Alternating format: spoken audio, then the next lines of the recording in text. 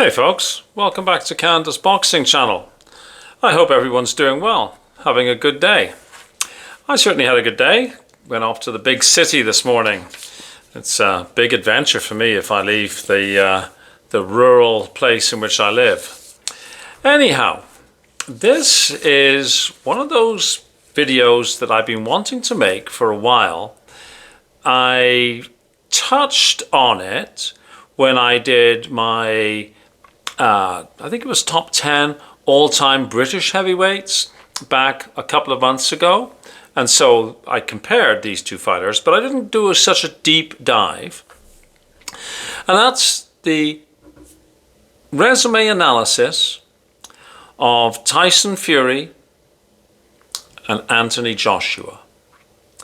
Now, I was sort of hoping that they would fight so we could put a period at the end of the sentence. It won't really answer any questions. It'll just make everybody unhappy, really, I suppose. If you're a Tyson Fury fan, you'll say, well, it's happened too late and blah, blah, blah. Tyson would have beaten him when he was younger. And if you're an Anthony Joshua fan and he happens to lose, you will say something similar to what the Tyson Fury fans will say if Tyson Fury loses. It won't really answer anything, but it would be nice to sort of draw a line under things and say, okay, well, at least on this particular night, that fighter or that fighter was the best. It doesn't really answer the question of who has the best resume, or if you prefer, the best CV. I guess it depends on which side of the Atlantic you come from as to which expression you use. Who has the best record? I should put my biases front and center on the table. There's things I like about both fighters, and there's things I don't like about both fighters. So let's start with Anthony Joshua. I like his early career, his hunter-killer style. Think his fight with Dillian Whyte. I also like the fact that he presents himself well. What don't I like? Some of his statements he made around the time of Black Lives Matter were ill-advised, and I think he could have been better guided. Tyson Fury, what do I like about him? I like his resilience in the ring. I love the way that he got up from the floor after being dropped by Deontay Wilder. I like his comeback story from addiction issues, depression, etc. What don't I like about him?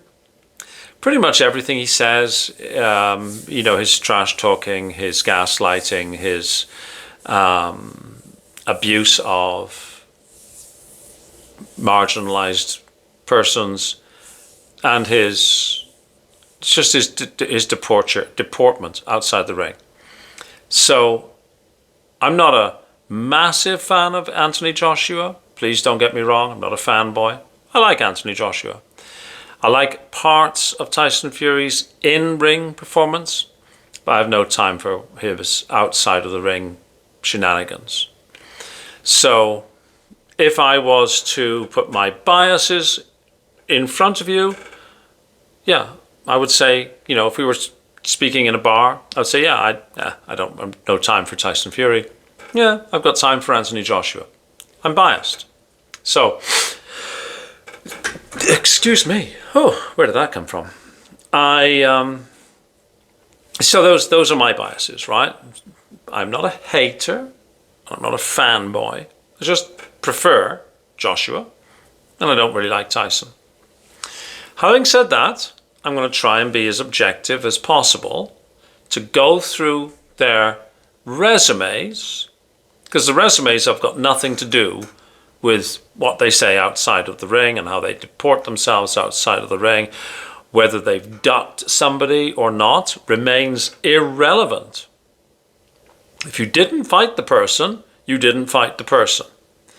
We can touch on that a little later on at the end, maybe.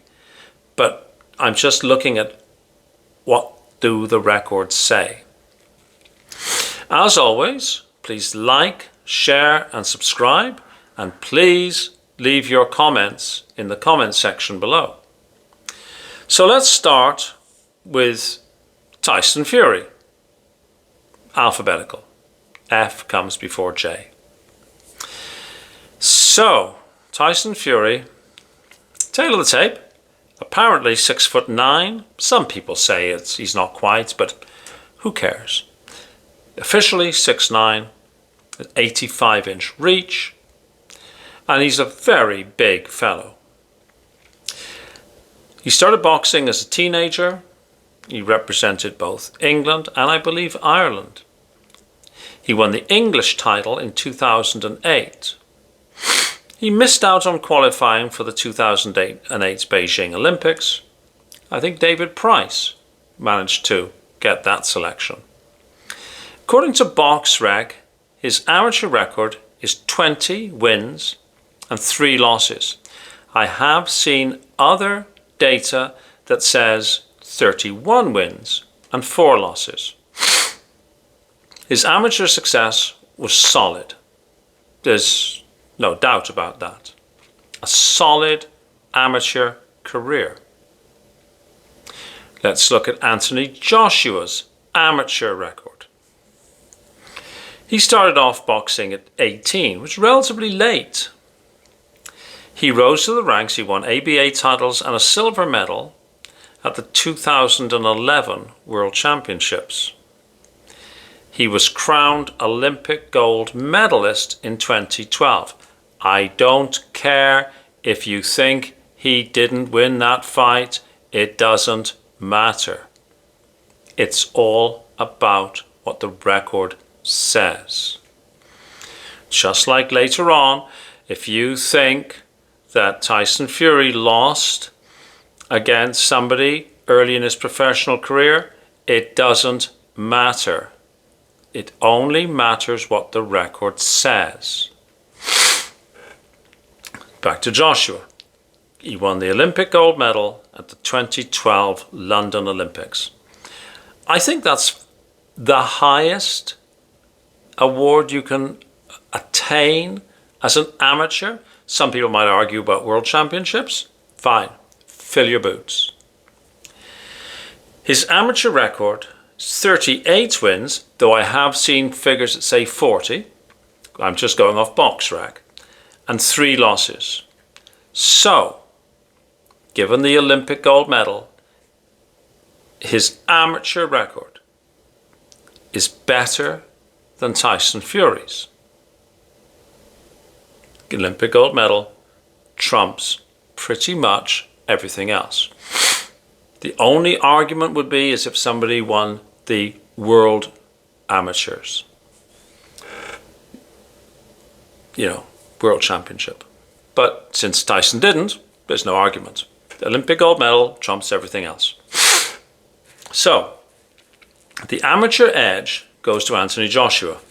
So Olympic gold is it's a massive achievement. Very few boxers do achieve it, right? However, that's just one part of the story, and probably the less relevant part. So, if somebody has a better professional record, that probably outweighs the other fighter who might have a better amateur record. If the people have the same professional record, so let's say they both had 20 wins, 0 losses, and they fought exactly the same people, then you'd have to look at the amateur to see. But the amateur record is just a part of the equation. So let's look at the professional record. Tyson Fury turned pro 2008, defeated Vladimir Klitschko in 2015 to become the unified heavyweight champion. WBA, IBF, WBO, IBO, ring. Now, shortly after that, he had a couple more fights, but shortly after that, he took time off due to personal issues. We can argue all about wild boar meat, whatnot. Doesn't matter why he took the time off. He took the time off. And he came back from that. But that doesn't really swing the dial very much. He took the time off and he came back. But that win over Vladimir Klitschko in 2015 is very important. Likewise, it's important to know that he fought in what was really and truly Vlad's home turf. He fought in Germany, where Vlad boxed out of. Now, shortly after he came back, he fought Deontay Wilder, who was a long-reigning WBC champion. Now, Deontay Wilder won the title off a Stavern, who was a weak champion, and Deontay Wilder has a weak record. But the fact of the matter is, he was the WBC champion. Tyson Fury drew with him, then in a rematch he beat him, and in a trilogy he beat him. They were very entertaining fights. It's an excellent trilogy to take part in. You can drill down and you can start looking at the quality of Deontay Wilder if we are sort of at a draw. Tyson Fury also fought one mandatory and beat Dillian Whyte. He's also had a trilogy with Derek Chisora. Tyson Fury is known for elite boxing.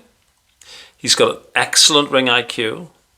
He was very slick. His style was herky-jerky, very, very slick. And he had, until recently, an undefeated record. Now let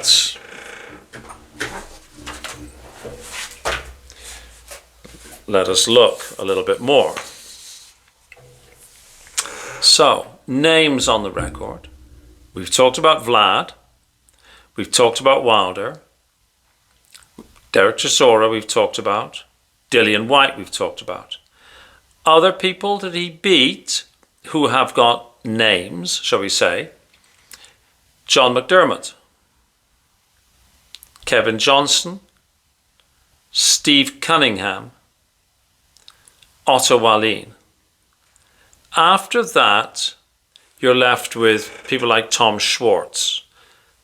The names get very weak. Now, if you do a little bit of math and you add up all the wins that every one of Tyson Fury's professional fighters had, you come up to a total of 654 wins. If he fought the same person twice, you only count their wins once.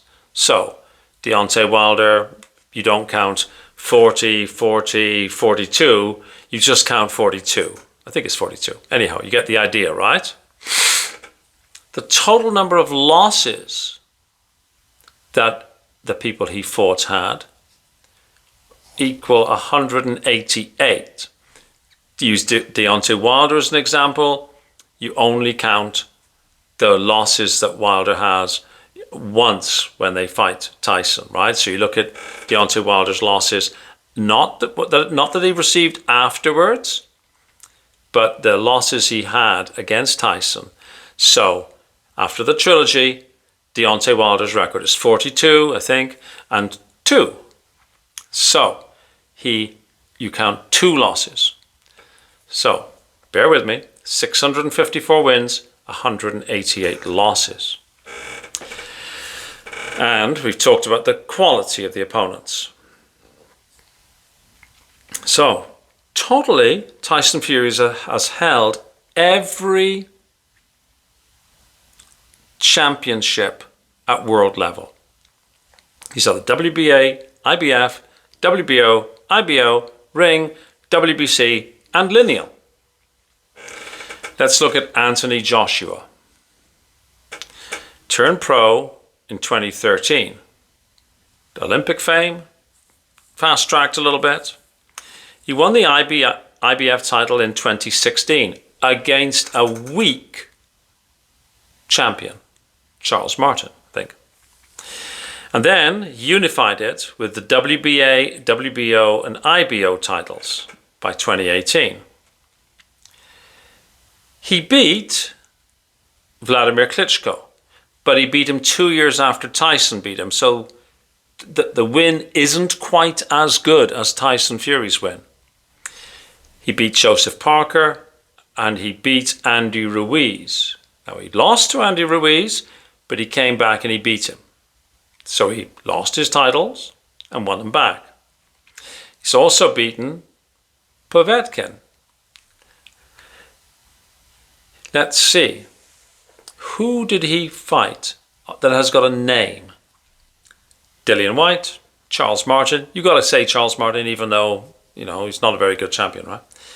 Dominic Brazil, Kevin Johnson, Vlad, of course, Carlos Takam, Joseph Parker, Alexander Povetkin, Pulev, and Wallin. After that, you're scratching for names. So Fury got 1, 2, 3, 4, 5, 6, 7, say 8 names worthy of being called names. AJ, 1, 2, 3, 4, 5, 6, 7, 8, 9, 10 names, roughly, right? Common opponents, Dillian Whyte, Otto Wallin, Kevin Johnson, similar sort of results. And of course Vlad, right? So they both, Fury and Joshua, fought Alexander Usyk. It might be fair to say that the Alexander Usyk that AJ fought, well, he was certainly younger, he might have been a bit sharper, but he lost to him twice over the distance. Ditto Tyson Fury. He fought a slightly older Alexander Usyk. One split decision, one unanimous decision, one unanimous decision. It's a bit of a wash, really. Anthony Joshua, of course, also lost to Andy Ruiz. He righted the wrong, he beat him, but then he's had this devastating loss to Dubois. Let's look at wins and losses. Same math. Remember, the total number of wins that all of Tyson Fury's opponents had was 654.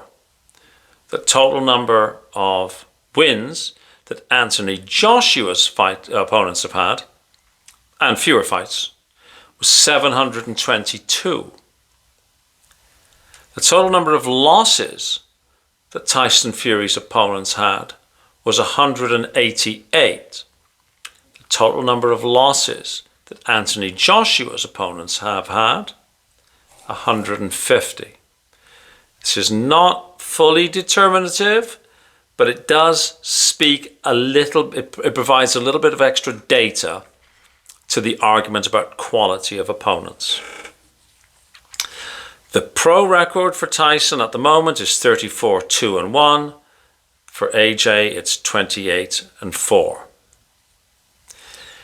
I think that you could make an argument for Fury having a slightly better professional record if you looked at the win over Vlad, as it depends how much weight you put on it. But if you look at the overall quality of opponents, I think you would say that AJ kind of balances that out. I think, in my opinion only, that the Parker, Povetkin, Pulev are better than McDermott, Cunningham, Chisora. Is there anybody that's comparable to Wilder? Possibly not, so that's an edge to Tyson. They both got Dillian Whyte. It depends really on how much weight you put on Pulev, Povetkin and Parker, because they both fought Wallin, so he doesn't really count. I think the professional records are really, really close, I'm going to give a slight edge to Anthony Joshua. And I'm also then adding the amateur record and saying that CV to CV, Anthony Joshua's is slightly better. I don't think it's a blowout. And there is an argument to be said that the win over Vlad being earlier than the win that AJ had over Vlad and the fights with Deontay Wilder are more important than the AJ wins. Much will depend upon how you rate Deontay Wilder. And you'd have to go into a deep dive of Deontay Wilder's record to see how good those wins were, in my view. I'm calling it that the person with the better resume is Anthony Joshua. This may not be popular, but this isn't really a popularity contest, and I'm sure that there's probably legions of AJ fans who will say I haven't even begun to speak highly enough of AJ, and there's legions of Tyson Fury fans who will say I haven't begun to speak highly of Tyson Fury and I'm biased. I've already put my biases in front of you. Yes, I do prefer Anthony Joshua. But the facts are what the facts are. How do you assess these resumes? How do you evaluate the wins and the losses? I mean, in Tyson Fury's case, it's just 2 against Alexander Usyk. You've got 2 others to consider with Anthony Joshua. I'll leave it up to you to decide. My view, it's a slight edge for Anthony Joshua on the professional resumes, and it's a more conclusive edge on the amateur side of the ledger. If they fight, who do I think would win? I think actually Fury would win today. But if they fight, we'll have to look at it and break it down. I think AJ might be a bit more shock-worn now from the Dubois fight, but who knows?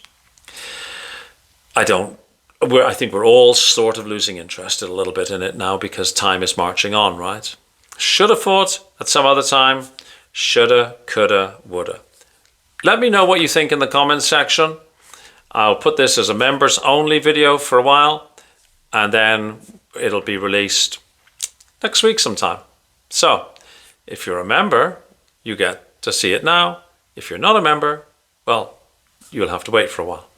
Thanks so much for watching. Appreciate your time as always. Have a fabulous day. Thank you.